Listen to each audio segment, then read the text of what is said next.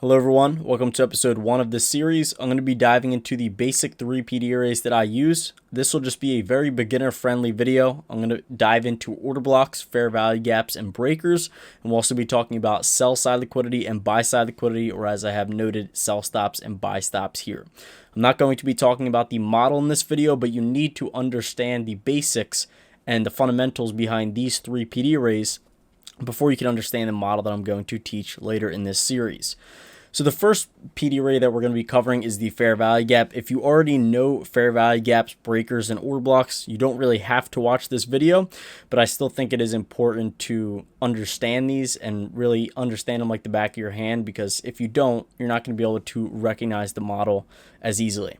So this is what a bullish fair value gap is. It's essentially a buy side imbalance, sell side inefficiency, so it's labeled as BISI fair value gap. The bearish fair value gap is labeled as SIBI fair value gap, or sell side imbalance, buy side inefficiency.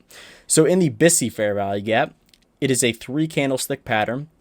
When you have a candle number 1 like so, where the upper wick and the lower wick of candle number 3 up here do not overlap, it creates this gap. So if you notice, this is candle number 1, this is candle number 2, and this is candle number 3. Candle number 1's wick, the high of that, and candle number 3 up here, the low of that wick, they don't touch. So between this candle wick's low and this candle wick's high, they're not touching. Only the body of candle number 2 traded through that area. That is the ICT fair value gap. A bullish fair value gap is called a BISI, or a buy side imbalance, sell side inefficiency, because it only offered buy side delivery in this fractal price action between this wick's high and with this wick's low right in here. So within the model that we're going to be teaching later in the series, what can happen is price can return back to this fair value gap, and it's an area where sometimes it will refill it in to rebalance the inefficiency which price created. Once price taps the low end of a fair value gap, and then it leaves that area and expands higher, if it completely fills it in and then leaves that area and expands higher, this becomes a rebalanced area because it's inefficient in price delivery here. So once it pulls back down to the low end of it, that's called a repricing once it touches the low end. Once it breaks higher or lower in either direction and leaves that range, this becomes rebalanced, that fair value gap. Similarly, in the bearish idea, it is a 3 candlestick pattern. We have, this is candle number 1, this is candle number 2, and this is candle number 3. So candle number 1 is always going to be the start of the fair value gap. You look at that lower wick right there, and then the upper wick of candle number 3. So really, you're just looking to see between candle number 1's low and candle number 3's high, their wicks, are they touching? If they're not touching, it will always create this gap, or this imbalance in price. So this is called a SIBI, a sell side imbalance, buy side inefficiency. It is a bearish fair value gap. It's just the labels that ICT gives it. So in this example, if price were to pull back into here in the model, you'll see that later in the series, this is an area within the specific model that we're going to be looking at where we anticipate for price to reverse at and starts to continue lower. Similarly, in this idea, if price were to reprice all the way back up to the fair value gap high, once it completely fills all that in and then leaves that price area, whether that be higher or lower, once it just leaves that range, this area can become rebalance, or it does become rebalanced, because this creates an inefficient price delivery when it only offers sell side delivery on this candle number 2. So notice how it just trades down, right? You don't see any wicks covering the area from this candle's low to this candle's high. It needs to balance that out. So eventually they usually do get rebalanced, not immediately, and especially in this model that we're going to be talking about, I don't always look for it to completely reprice back to the fair value gap high, because a lot of times when it does that, and it's quick to do that, it's not really a sign to me that we're in a heavy sell program in a bearish idea. So a lot of the times, if I'm looking for fast delivery and I just want to see it take off towards the buy side target, when you're in good trades, that's usually what happens. Price will just tap into the fair value gap and just leave that price area, and you'll start to see speed and velocity towards buy side or sell side liquidity. I often like to see that, which we will talk about later in the series.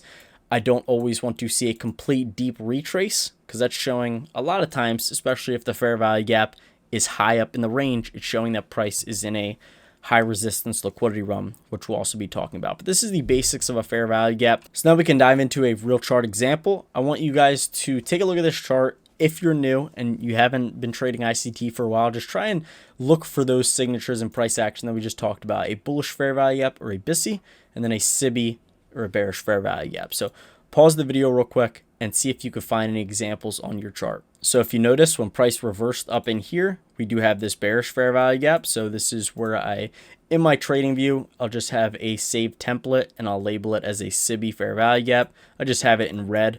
And you can see that this is candle number 1 up here. This is candle number 2, this large candle, and this is candle number 3. So just between this candle's wick, the lower part of candle number 1's wick, and the higher part of candle number 3's wick, see how only candle number 2 went through that area? So this creates a imbalance in price delivery. So it only offered sell side delivery. You can see that we're chopping around in here. Notice price repriced to the fair value gap high. Like I talked about, when this happens, sometimes it does indicate that high resistance liquidity run. You can see what happened after that. It's not always the case, but sometimes, where it's just constantly chopping back and forth, and then it finally leaves that price range and heads lower. This is a bearish fair value gap. Now, similarly, right over here, where we actually have the exact same thing, where we do have this bearish fair value gap. So between this candle's low, this is candle number 1, we have candle number 2, and candle number 3, we have a bearish fair value gap. So when price is in sell side delivery, these are levels where I anticipate for the algorithm to reprice back to and then act as real resistance. Now later in this series, you're going to be figuring out how to pick the right fair value gaps, which a lot of people don't talk about. We'll be using a specific model, and I'll show you guys kind of the 3 main functions on how I use fair value gaps. So this series is meant to be more personal, basically how I've utilized ICT's mentorships and created my own model from it, and I'm just sharing it with you guys, sharing the refinements that I've made over the last over a year now trading ICT concepts, and hopefully it improves your trading. So we have another fair value gap right in here. You'll notice that the more time you spend looking at these fair value gaps, the easier it will be. I don't want to spend too much time on this because I'm almost positive a lot of you guys already know what this is. But this is what bearish fair value gaps look like. If we look at when price is trading higher, you'll notice that we do have a bullish fair value gap in here. This is a buy side imbalance, sell side inefficiency, or a bullish fair value gap between candle number 1's high, candle number 3's low. We do have this big fair value gap. Price trades into it, rejects it, and then trades higher. So it's just kind of consolidating in here. Here in this one, it completely wicked down. This was at 2 p.m.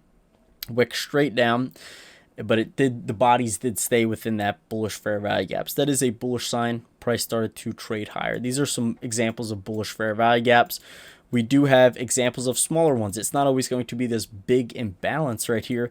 Sometimes it can just be a very small one. So all the way deep in a discount down here, we have this little small bullish fair value gap. When you are on side with smart money and you already know where price is drawing towards, that's when you refer to these bullish fair value gaps. So you're not just going on a chart and just trying to label every single fair value gap. And that's where a lot of ICT traders mess up. So I see a lot of ICT traders just starting out because I did the exact same thing. And the purpose of this series is for you guys to kind of lean on the experience of me trading his concepts for over a year. That is ICT. And learn from my mistakes. So what I did when I started out using ICT concepts is this is what I was doing. I was marking out a bearish fair value gap on the hourly time frame, and then on the same time frame, I was marking out a bullish fair value gap. So you're marking out bullish and bearish fair value gaps. That's not the most optimal way to use ICT concepts, and in fact, that's not what ICT is doing. He's not marking out both sides, both bullish and bearish PD arrays. Now, when price is in buy side delivery, he can mark out bullish or when price is in buy side delivery, he can mark out bearish PD arrays for them to be used as inversions. But the primary function when price is in a buy side delivery program isn't to extend over bearish PD arrays for the purpose of looking for sell setups out of them. You want to be looking for buy setups out of them. I know that does seem a little weird, but you'll be learning that later in the series as well. But the main purpose of PD arrays is to mark them out once you already know where price is heading. Once you know where price is heading, then you can refer to these bullish fair value gaps and you can hunt for those lower time frame setups out of those.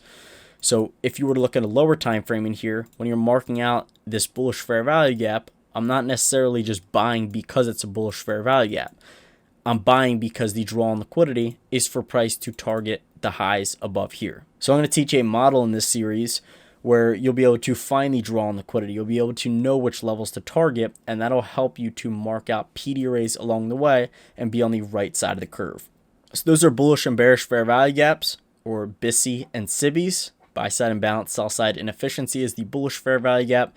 Sell side imbalance, buy side inefficiency is the bearish fair value gap. Now we can move on to breakers. We have the bullish and bearish breaker. In a bullish breaker, price creates a low, a high, lower low, then a higher high. Once it creates the higher high and price closes above this previous high right in here, you're hunting for an up close candle or consecutive up close candles in the price leg that creates the high. In the bearish example, we have a high, low, higher high, lower low. You're looking for a down close candle or consecutive down close candles in the price leg that makes the low. When price closes over the high, that is kind of like the basic entry pattern for a breaker. Is it kind of validates it when it closes over the high in the bullish example. When price returns back to the breaker, that would be the long entry. We'll also go over some potential stop placements later in the series. This isn't the main model that I use to trade, but I can use it as confluence and also for targets. But it's important to understand this PD array just because there are certain scenarios where I do refer to it. So in this example, when price creates a lower low and closes beneath this low, or the down close candle, or consecutive down close candles in that low, when price returns back into the down close candle in here, this would be the short entry in the breaker.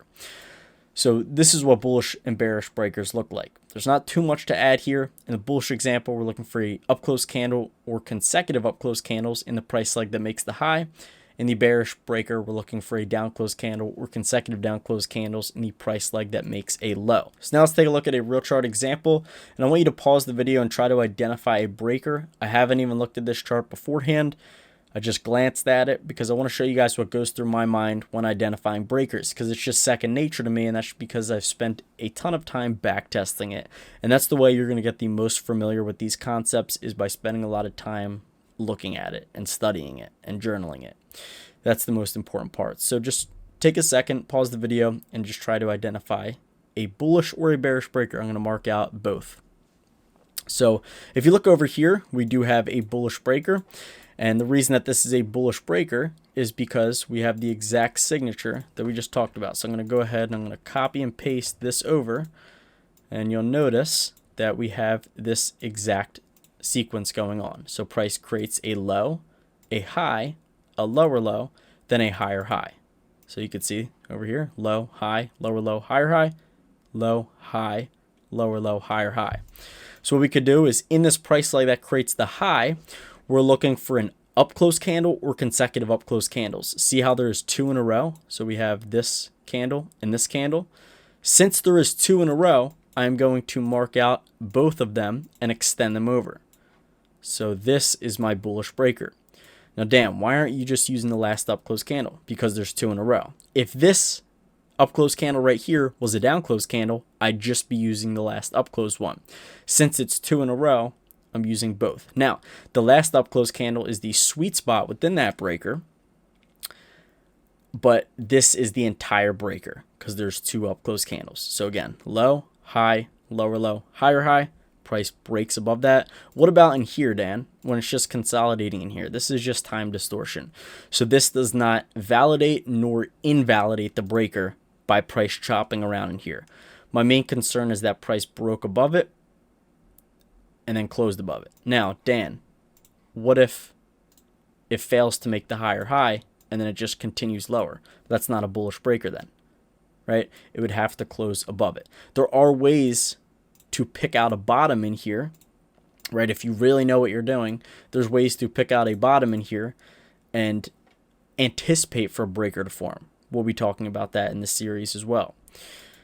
So when price breaks higher and closes above it, when price retests it, if the draw on liquidity is higher, this is an area where the algo will refer back to, which it does right here. It just taps into it.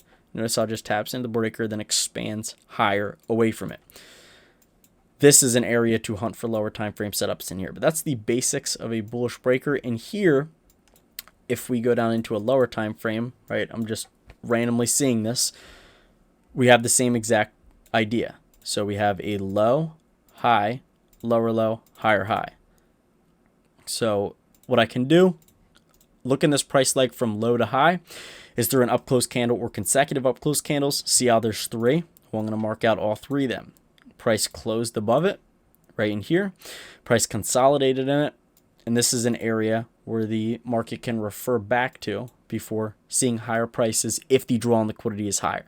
So you see all these YouTubers talking about this is the bullish breaker. As soon as it forms this, buy. As soon as it forms this, sell. No. If you're just looking for the pattern, it's going to be useless. Because I can look in here and I can spot bullish and bearish breakers. I can make the case for both sides of the market. This is a bearish breaker in here. So I'm not just going to cherry pick ideas. This is a bearish breaker and it failed. So now we need to know, okay, well, why did that fail? That shouldn't have failed, right? Well, it should have. And the reason is because the draw on liquidity was higher. So this is an example of a bearish breaker where we have a high, low, higher, lower, low. Once it creates the lower low, closes beneath it, this previous low right here. So once this low closes beneath this one, we have a valid bearish breaker. So we look for a down close candle or consecutive down close candles in the price leg that made the low. So again, high, low, higher, lower, low.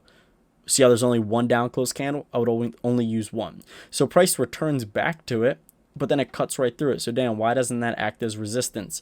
Because the draw on liquidity is for price to head up to the buy stops up here. Okay. If the draw on liquidity is higher, you do not want to hunt for bearish signatures in price action, whether that be a bearish fair value gap or a bearish breaker. If we zoom in here, we can go down into a 30-minute time frame, right? You can spot these anywhere. I'm actually going to go down into a 15-minute for this example. So notice we do have a low, high, lower low, then a higher high. So this, we're looking for a up close candle or consecutive up close candles in the price leg that made the high. See how there's just one up close candle and this is the highest one. So looking for the highest up close candles or consecutive, right? Or up close candle or consecutive. So in here, there's only one that's the highest. Why not incorporate this one too, Dan? Well, because this one went higher. So if I delete this, you'll probably see what I'm saying. I'm not going to mark out these two right here because this one up close candle went the highest. So this is going to be my bullish breaker. So I'm going to mark that out. I'm not going to be looking for bearish breakers because the draw on liquidity is higher, which again, we'll be talking about later. Now, when price was bearish, how can we identify some bearish breakers in here? So over here, notice we have the high, low, higher, lower, low. In this price leg that creates the low, you're looking for a down close candle or consecutive down close candles. That's going to be the bearish breaker. So we have that right here. Price returned to it and then expanded lower. Why am I not using this lower wick right in here? Well, because it's just the two down close candles. From my experience of trading ICT concepts, I've only seen him mark out the two down close candles and he won't incorporate that lower wick, whether that's significant or not.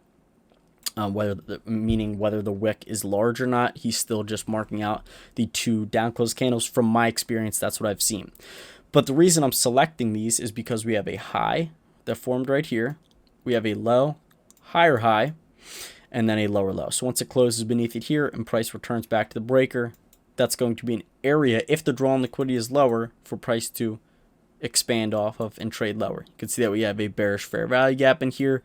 The algorithm's referring to those bearish PD arrays as it's targeting these levels of sell side liquidity right over here. So that's an example of a bullish and bearish breaker. We do have another one over here. So price creates a high, low, higher, lower, low. So in this price leg from this high to this low, we're looking for a down close candle or series of down close candles. We have that right there. Price rejects that and then expands much lower for the sell side liquidity. So that's going to be it for breakers. Let's move on to bullish and bearish order blocks. You can see that we do have a bullish order block here. Similarly, in the order blocks, just as it was for breakers, We have a down close candle here. If there is a series of down close candles, you'd mark out the series. I'm going to be diving into that in a second, so just stay tuned. A bullish order block is when price creates a down close candle or series of down close candles and price breaks over them, creating a bullish fair value gap. So once it creates the bullish fair value gap in the 2022 ICT mentorship, that's what makes it a high probability order block. Just because it has the title a high probability order block doesn't mean every time it forms it's a high probability trade. You need to understand where price is going, and you need to understand where to look for the setups. We're going to cover that in this series. So right here, price breaks over this bullish order block and it creates a bullish fair value gap. So again, from this candle's high to this candle's low, creates this imbalance in here. Once price does that and it closes over the order block, creates the imbalance, right? This becomes a bullish order block. High probability bullish order blocks are when price takes out liquidity, makes a market structure shift, which it does right above this candle's high right in here, and also forms an order block, or forms a fair value gap event. Similarly, in the bearish idea, you could see that price has an up close candle right here, breaks lower, creating a bearish fair value gap. Okay. Also a market structure shift by breaking beneath this previous low right in here. So it would have created a market structure shift there. And high probability order blocks will also run out liquidity. So this is what a bullish and bearish order block looks like. The down close candle is the bullish order block in this example. The opening price of that down close candle is the sensitive point of the order block. So price typically will return back to that open and then expand away from it. Price can also return back to the 50% point. So when you draw a Fibonacci from the swing high to the swing low, I'm not using Fibonacci ratios. I'm just figuring out the midpoint of this down close candle. Price could return back to there. If you're bullish, you don't want to see it close beneath 50%. If it were to close beneath 50%, or mean threshold, that's what ICT calls it, MT, mean threshold. If it were to close beneath 50%, it's more likely that you have the wrong draw on liquidity and price continues lower. Doesn't mean always, but there is a high probability chance that if price closes beneath the 50%, that it's likely just going to continue towards the lows down there. The same exact logic applies for the bearish idea. The up close candle is the order block. The opening price of that up close candle is going to be the sensitive point of the order block. You could also draw out mean threshold, which is 50% of the order block. Price could return up to there. If you're bearish, you don't always want to see it return back to 50%. And if it were to close above it, then it's likely to just head for the high. So you don't really want to see something like this. If it were to close above it, it's likely to just run out the buy side higher. When price returns to the opening price of the order block, this is the sensitive point, and that's likely where price will reject or in that vicinity before price continues lower if the draw on liquidity is lower. This is a bullish and bearish order block. If we take a look at a chart, you can go ahead and mark out the order blocks that you see, and then I will mark them out on my chart. So I'm going to mark out some bullish and bearish order blocks in a second. So if you look over here, this is a bullish order block. We have a down close candle, followed by price heading higher, creating a bullish fair value gap. So this entire down close candle right in here is a bullish order block. So if you mark out the opening price of that order block, that's generally a sensitive point. You can see that price taps it perfectly right there and then expands away from it. So since the draw on liquidity was lower, it only takes out this little small short-term high in here before dropping lower. But this is an example of a bullish order block. If we look up here, here's an example of a bearish order block. So notice how there is two up close candles in a row. I'm not going to mark out the upper up close candle. I'm going to mark out the opening price of the consecutive up close candles. So notice we have an up close candle here, an up close candle here. So we have two in a row. When price breaks lower and creates this bearish fair value gap, that validates this as a bearish order block. These two consecutive up close candles. When price returns back to the opening price of the consecutive, that's going to be a sensitive point for the algorithm to refer back to and then expand away from if the draw on liquidity is lower. So it taps it and then drops lower. Right in here, we do have another order block. So see how there's just one up close candle and then it dropped lower, creating a bearish fair value gap right here. this makes this a order block since it created a fair value gap after breaking through that up close candle. So when price returns back to that opening price, this is going to be a sensitive point, and then price will likely drop lower. This is technically a propulsion block because it's an order block that retests an order block, but it's still an order block, so we're just going to be referring to it as that. When price creates another 2 up close candles in here, it drops lower, creating a bearish fair value gap. When price returns to these consecutive up close candles, again, the entire thing is the bearish order block. Both of these up close candles is a bearish order block, but the opening price of these up close candles is going to be a sensitive point of the order block. So bearish institutional order flow is just when up close candles are being respected, just like we have here. Price drops lower again, returns back up. Where does the algorithm refer back to? It refers back to this up close candle. So again, we have another up close candle in here, okay, followed by a fair value gap. So once we have that, it makes it a valid order block. Notice in this example, it doesn't reach up into that opening price. Remember, the entire up close candle is the order block here. It still does tap it. It just means it's extremely weak because it's not willing to return back up to there. It just wants to tap into that lower wick and then expand lower. So in instances like this, where you do see a large lower wick, what you can do is you can mark out both the lower wick and the opening price. Okay, price will refer back to that lower wick if it's pretty big. You could also mark out the mean threshold. You don't need to mark out all these things. Typically, I'll just note on my chart where the order blocks are, where the fair value gaps are, and I don't leave them on my chart. So in this example, notice it taps into the lower wick to that open around that area. Then it starts to expand much lower for the sell side liquidity lower. So those were some examples of bearish order blocks. In here, we do have an example of a bullish order block. So really, I'm just looking for a down close candle or series of down close candles followed by a gap or a fair value gap. In this example, we do have 4 down close candles in a row. So I'll mark out the opening price of the 4 consecutive down close candles, and I'm going to extend that out in time, meaning I'm going to drag that out. Notice how it created these down close candles followed by this fair value gap right in here. That makes this a valid bullish order block. I'm going to utilize how in the model we're mainly using these order blocks to find drawn liquidity targets. That is for a later lesson though. So again, we're utilizing the opening price of the consecutive down close candles. We have 4 in a row. I'm not going to be marking out this one. Price breaks higher, closes above the order block, creates a fair value gap, returns back to the opening price of the order block. That's a sensitive point, and expands away from that. So that's a sensitive point. So when price trades higher here, bounces off that order block, the drawn liquidity is for price to take out this high. When price returns back lower in here, we do have a small little order block in here. So it's not always going to be a down close or a series of down close candles. Sometimes it's just one. Why is it just one? Because there's only one down close candle here. If there was 2, I'd mark out the opening price of 2. In here, we do have a down close candle followed by this small little fair value gap right in here. So sometimes it's not super easy to see. It's super important to go back and back test. Really study these. You have to back test in order to train your eye to see it. Repetition makes mastery with these concepts or with anything. So since we have that fair value gap, price breaks above it. I can mark out the opening price. Notice how price is sensitive to that opening price of the order block. We can mark out mean threshold, which is where price really came down to. It dug lower, but it didn't take out the low of the order block.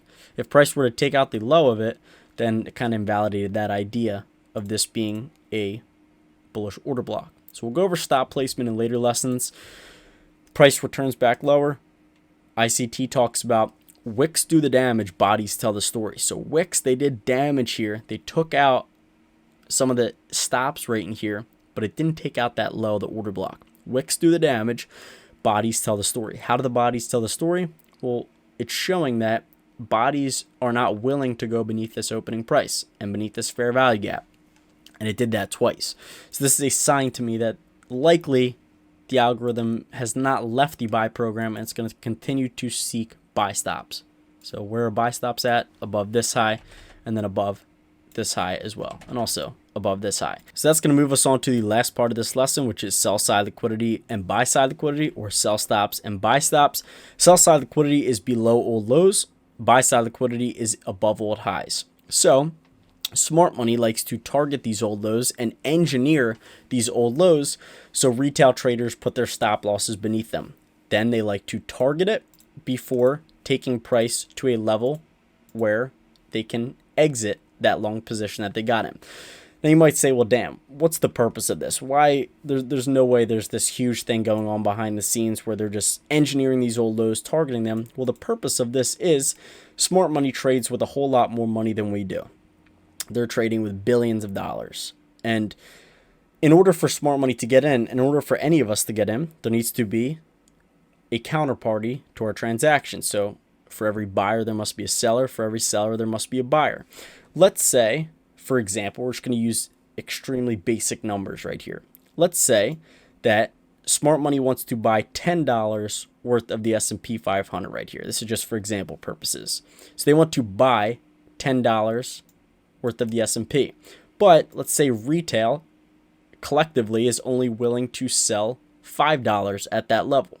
Well, they need to do something on the chart which is going to entice retail to sell more. Okay, so when price starts to take out these old lows in here, well, breakout traders, well, now they could start to sell more, right? And now any retail traders, so let's say they were trying to buy the $10 worth of the S&P 500 in here, but retail was only willing to sell $5. Well, from what they have taught us in the books, right, when price breaks beneath an old low right in here, there's breakout traders. So when price breaks an old low, retail is looking to go short and target lower levels.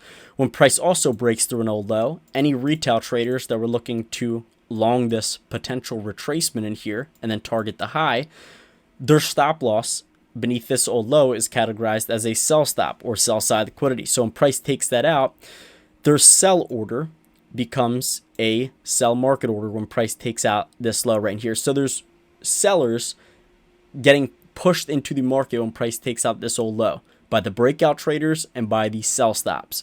So that may add more liquidity for the counterparty of smart money's transaction. So if they can only get $5 collectively of retail selling up here, when price takes out this old low down here, it's engineering more sellers into the marketplace. So that's what the algorithm is coded to do every single day. It's coded to create old lows, then run them if the bias is bullish, and then expand higher because it's inducing retail short and it's taking out retail sell stops. So there's going to be sellers always, all the time, below old lows. That gives smart money more liquidity and a counterparty to their transaction, right? So price is going to take out those old lows if the bias is bullish, then target buy side liquidity above old highs. So it's always moving from sell stops to buy stops or buy stops to sell stops.